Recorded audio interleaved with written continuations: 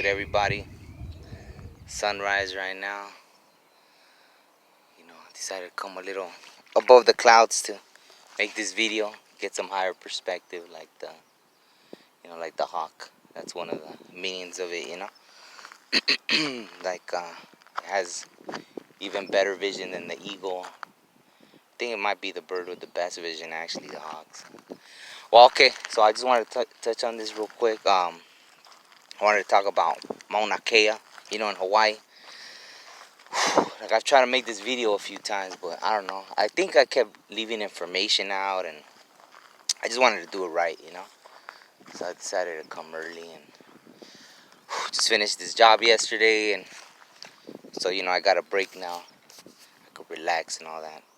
All right, so yeah, let me get right into it. So Mauna Kea, it's a sacred space. I don't. Wow, there's a beautiful big deer right here. That's amazing. Two. Oh wow. I don't know. You can see a little baby one too. It's amazing. Okay. All right. So let me get into this. That was pretty cool. Yeah. So Mauna Kea in Hawaii. Um. So. Okay. Let me get focused again. Okay. So, anyways, Mauna Kea in Hawaii. So the sacred space, right? The reason it's so important. Like I'm gonna tell you like a little history lesson about our people. Like I'm gonna use a little kind of not harsh words, but truth, I guess. So if it doesn't resonate with you, like it's not meant to cause you to feel um, any any type of negative way, but it's just the best way to describe it to maybe drive the point across, right? So some people, I get it. It's not, man. Like I'm always thankful, like culturally, um, to understand why something's sacred. Like it's not something you could read in a book. It's not something you could learn in a classroom. It's something you feel, something you connect with. And so that's why it can't be explained to someone with corporate interest or, stuck in the material phase of their human experience. You know what I mean? Like, you just can't explain it to them. And so the best way to describe it, without trying to sound too, but the best description is think of it like a spiritual rape, right? Like literally, like you hear that word and you already know what it means. It means something forceful, something, like you could almost say evil. Some people don't believe in good and evil, but that's fine. I won't touch too much on that. Just the fact that it's something that's done by force, and it's taken away. So that's what's like that they don't understand. But these spaces that are sacred as well, they're not chosen for no reason. They have this energy there, this healing. I remember this guy that was going around with a tuning fork to the pyramids, and he found that they had certain frequencies, and those spaces, I guess, maybe the ancestors of our ancestors and back, they chose those spaces. They were shown for a reason that these places had healing and somehow allowed us to connect better with our prayers. So it was done there for a reason. So when they do this, that's what they're doing. And like the video I had posted, the lady talking about the trauma and how generations to come feeling it. I know that because it was done to our people as well. In Cholula, which was the second largest city next to Tenochtitlan, and even in there, right? Like when they built the Zócalo the cathedral in Mexico City, that was one of the most sacred spaces where the Aztecs believed the center of the universe was. And so what did they do? They put a church on top of it. And then in Cholula, we have what is thought to be the largest monument in the whole entire earth. And a lot of people might not even know that. Like when I've told people that, they're like, yeah, I didn't know that. And the reason you might not know that because they put a little church on top of it to as a sign of Christian dominance. They did that on purpose. They also had a pyramid for every day of the year, which probably showed like the sacredness of every day, not just this or that, like every single day. So maybe every day they used to give an offering at each temple. We call them pyramids, but they're temples. So they burned them to the ground and all that, and they put a church instead. So now there's a church for every day of the year in Cholula. But imagine, we have the base of that pyramid is 4 times bigger than the Great Pyramid of Giza in Egypt. So we have that in our blood and our DNA, but they did that we're so confused now. We don't know. I remember growing up, and some would say we're Chicano, Mexican, Aztecas. We allowed ourselves to be called Hispanic and Latino. Like, that's from over there. Like, history from Spain, Latin. Like, I took Latin in college. That's over there, you know what I mean? Europe and all that. What does that have to do with us? But that allowed for them to steal our identity. And probably so we never rose up, and because we are colonized. So we never threw those chains off our necks, you know what I mean? And instead, they found a way to make us be docile and adapt, and not adapt. Well, yeah, I guess because we had to adapt. That's just our surviving nature, right? But they took all that away from us, you know what I mean? And they gave us the name they wanted to give us, you know what I mean? And they did a better job down there, in Mexico, and even further down south. Like my brother, the one that passed away, when he went to Honduras, he was my complexion. He said people that were darker than me and him were talking about how they were Spaniards. They were so embarrassed of their indigenous roots that they called themselves Spaniards. But it was from the trauma, because I've even met native people from up here, the northern natives, that said, yeah, their grandparents wouldn't, because that was done to them when they were raped and everything. These boarding schools, they cut off their hair. They wouldn't let them speak their native tongue. So when their, grandkids were trying to inquire about their roots and their culture, they would be afraid. And I'll even tell you scientific proof. Like in college, I did this thing about, I did a lot of extra credit stuff. So from a science journal, there was this thing about rats, that they did this experiment where they would release an odor and then shock the rats, which is pretty inhumane, but that's what, you know, people do.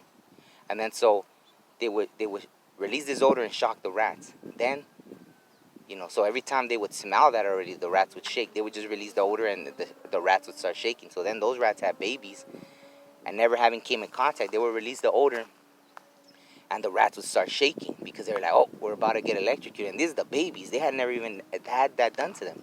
But they wouldn't even electrocute them, just release the odor to see what they would do. Then they had babies, and they would release the odor, and they'd start shaking. So it showed that the memory and fear was passed for 2 generations in the DNA. So that's what happens to us. If we don't stand up and start, like, your kids will pay. Your grandkids will pay. Those fears and those traumas will be passed on. So that's what she's talking about. All that to say, in Mauna Kea, that's what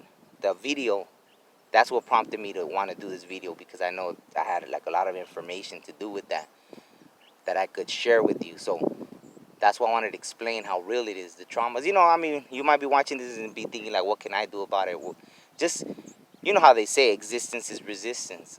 We have to just teach. We have to, because look at what's happening to the world. I'm almost like, not glad, but we've seen it done their way. And this is what's happening to the earth, to our people. Where every year, like, people can't even handle, like, they rather take their own lives than be here, because it's so, like, we're so disconnected, you know what I mean? And I'm just going to share a personal experience, and this isn't to hurt nobody's feelings or nothing, but, even me, when I was searching for, I was trying to reconnect and everything spiritually, and I didn't know at that time, like, I thought, okay, church, this and that, but I didn't feel good. Like, I felt depressed, and it was because I just wasn't, something, like, I knew, like, something in my DNA was telling me, like, this isn't where I'm supposed to be. And I was blessed that, I found a professor in college that she was Native American. Then I got introduced to the whole community. And now, I got hundreds, if not thousands, of people that I've met that we share the same. And that's why, like, I had done this album in 2013 called Live for Your Die Cultural Revolution, because I saw it coming. I saw people searching. There's something in us that longs to reconnect, Um, that was the original word for religion. It was, I think, religare, which was a Latin word for binding back or reconnecting. You know what I mean? So it's interesting what religions have become, these corporate entities when I'm sure at one point, you know, maybe they meant well with the scriptures and the ancient knowledge passed on, but they became something else, like these, you know, it's like a team, you know, these entities, right? That mob mentality, like, oh, this is my team, so I'm gonna close off anything you might tell me, and I'm just sticking to my team, you know. Like, and speaking on that, I've been to one football game. It was a Raider game, and sure enough, a Raider fan stabbed a Charger fan, like right above where we were, over with that mob mentality, right? And we close off, and we're not willing to learn. You know what I mean? So that's one of the things, and yeah, that's it. I know this might be a little long, but there's so much information, and I'm sure I left things out. So hopefully you receive that, and you know, I'm gonna cut it right there. Thank you. Peace. I said, don't worry. No, no, no. I said, don't worry. You ain't got to do this alone. I said, don't worry. You don't got to do this alone. I seen this man walking down the street. You know that place where we all meet. I asked him why the frown. He told me I've been down. Well, maybe we can work to turn this around, yeah. Cause this life gets hard sometimes. But baby, you know about my grind. I told him I walk with God. And even though it gets hard, I'll never quit until the day that I'm gone. So don't worry. You ain't got to do this alone. So maybe we can change our home, the way we treat our family and friends. Well, baby, I'ma say it again. You ain't got to do this alone. So maybe we can change our home, the way we treat our family and friends. Well, baby, I'ma say it again. Express it verbally, urgently. This insurgency is not slowly infecting and spreading like it was mainstream. It's not a dream, I seen the screen. Advertisement, Joe machines, deadly food that's cancerous and ravenous up in our bloodstreams. That money green is all we see, cause that's what they put in our memories like a flash drive. I've tried, but fail forward every time. I'm never going back, in fact, I'm doing what's best to secure this spot and drop what's hot, not just today, but tomorrow, and I'm forever dubbing.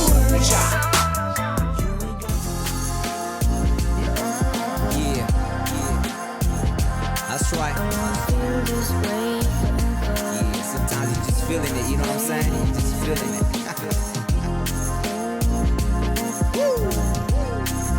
And I wanna feel this way forever.